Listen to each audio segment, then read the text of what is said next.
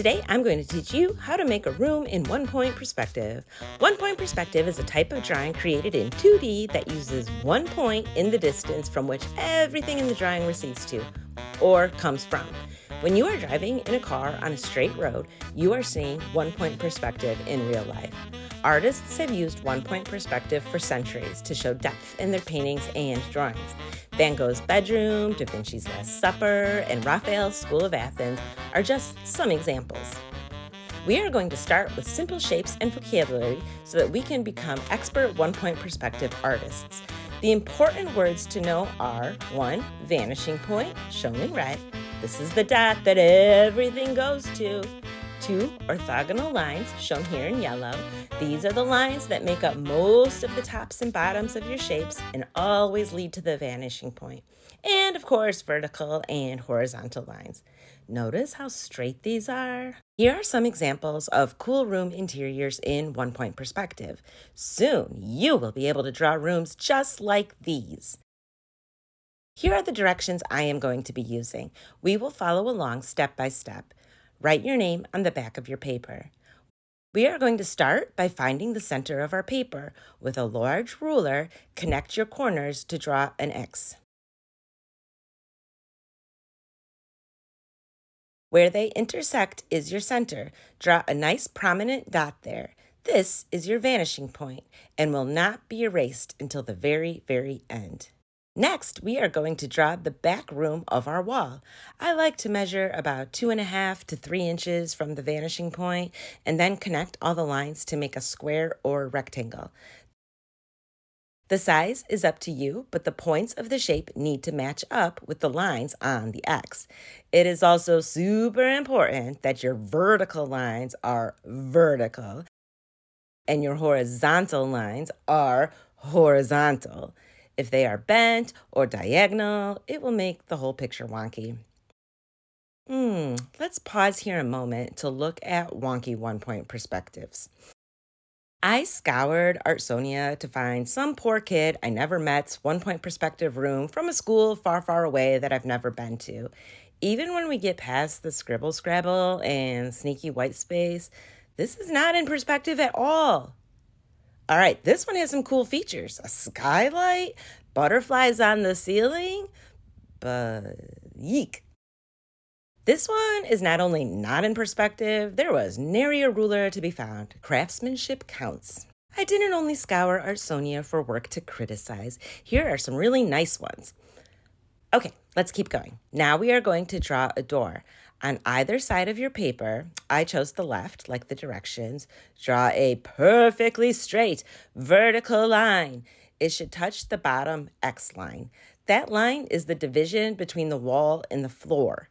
Use your paper edge as a guide to make sure your ruler is actually vertical.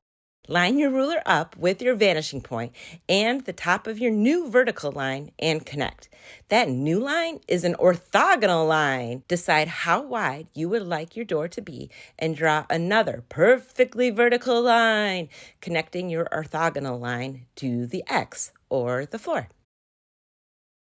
I erased the extra part of the orthogonal line that I do not need. Wait. On my directions, it shows the lines doubled, like a molding or a trim. How do I do that? Easy. Draw another vertical line next to the edge of your door, the very first line that you drew. Make it a little longer. Connect the top of that new line to the vanishing point, creating a new orthogonal line. Finally, draw another vertical line, connecting that line to the floor. Ta-da! You should definitely plan on adding molding and trim to all of your windows, doors, floors, etc. in your final drawing. We want these to have as much detail as possible. All right, let's make a window. Draw a vertical line on your left or right wall. I chose right. Connect the top of that vertical line to the vanishing point. Connect the bottom of that line to the vanishing point. Decide how wide you want the window to be and draw a perfectly straight vertical line to connect the orthogonal lines. Use your wall and your paper edge as a guide. Erase the extra orthogonal lines. Notice on the directions that the window has a trim or molding. Follow the same directions as above. Draw a slightly longer vertical line next to the edge of the window. Connect top and bottom to vanishing point. Connect those with a vertical and voila! All right, here's a cool trick. Let's make a checkered floor. Remember, as things get further away, they get smaller. Here's how we do that. Measure some tick marks along the bottom of your back wall. I did mine every 1 inch. Line your ruler up with the tick mark and the vanishing point and the bottom of your paper. Connect each tick mark to the vanishing point all the way to the bottom of the paper. Notice how I lined my ruler up to the vanishing point, but I didn't connect the lines all the way to the vanishing point? That's okay, because I would just have to erase it later, but it still has to line up.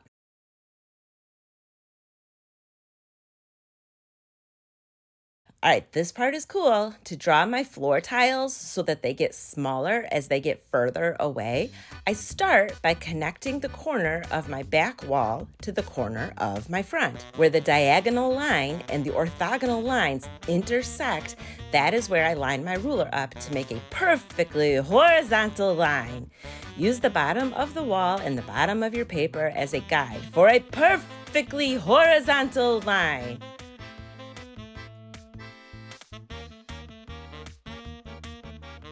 Oh, ooh, okay, so I kind of goofed that up a little bit, but I can just erase it and try to make it as perfectly horizontal as I possibly can. See, even little mistakes like that really tend to stick out. Now, all I have to do is erase the diagonal line and ta-da! These are the basics of drawing a room in 1-point perspective. Good luck! Watch the second video to learn how to make a bed, dresser, desk, and more. Bye!